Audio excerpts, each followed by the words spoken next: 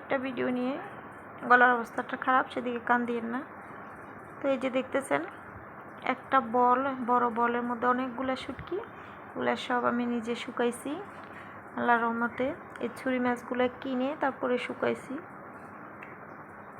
কারণ বাজারে যে শুটকিগুলো আছে ওগুলো আসলে বিভিন্ন কেমিক্যাল দেওয়া, মেডিসিন দেওয়া, তো খাওয়াটা অতটা স্বাস্থ্যসম্মত না। তার উপরে শুটকি তো আমার ভীষণ পছন্দের, আমার পরিবারের সবার।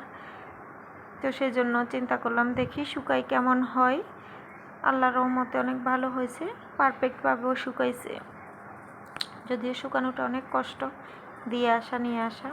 এই যে সবগুলো কেটে কুটে পরিষ্কার করে নিলাম। এখানে সবগুলা শুটকি এখানে আছে, অনেক বড় বড় অনেক মোটা শুটকি ছিল, বেশ কয়েকদিন শুকাইতে হয়েছে। তো আমি মাঝখানে একটু ছিঁড়ে ফালি করে দিছি যাতে খুব তাড়াতাড়ি শুকায়। আর যদি ফালি করে না দেওয়া হয় তাহলে ভিতরে হয়তো রোদ কম হলে একটু নরম হয়ে যাবে, শুটকিটা ভালো হবে না, খেতে টেস্ট হবে না। সেজন্য তো আমি এখানে যেগুলো একটু বেশি মোটা ওগুলো আর একটু শুকাবো, এটা আলাদা করে নিছি। সেজন্য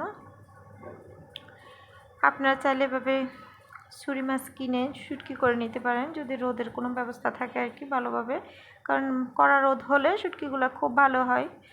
তো শুকানো হয়ে যাওয়ার পরে ভালো করে চিন্তা করলাম একটু রান্না করে দেখি।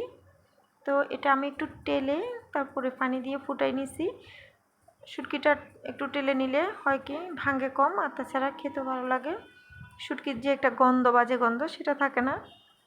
আর এমনি বাজার থেকে শুটকি আনলেও সেগুলো একটু টেলে নেবেন, কারণ বিষটা একটু মানে যে ফরমালিনগুলো ইউজ করা হয় শুটকি করার সময়, এগুলো যাতে আপনার শরীর অবধি না পৌঁছায়, সেজন্য একটু ভালো করে ধুয়ে পরিষ্কার করে নেবেন ভালোভাবে, বারবার গরম পানি দিয়ে ধুয়ে নেবেন এই আর কি। তো আমি এখানে মশলা কষাই নিয়েছি, আজকে নিজের হাতে তৈরি করে শুটকি দিয়ে আলু রান্না করব।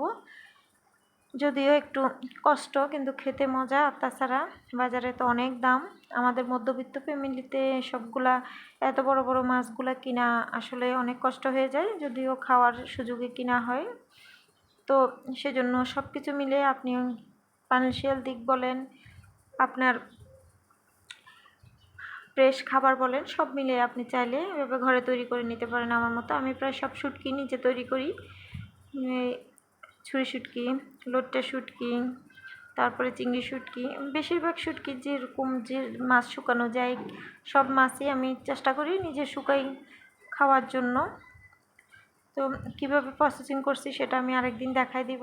ওই দিন ক্লিপ নেওয়ার ঘরে কেউ ছিল না, আমার হাতে মাছ ছিল, সেজন্য আমি পুরো ক্লিপগুলো নিতে পারিনি। আর রান্না করার পরে দেখতেছেন আপনি খুব মোটা মোটা শুটকিগুলা, অনেক ভালো হয়েছিল শুটকি।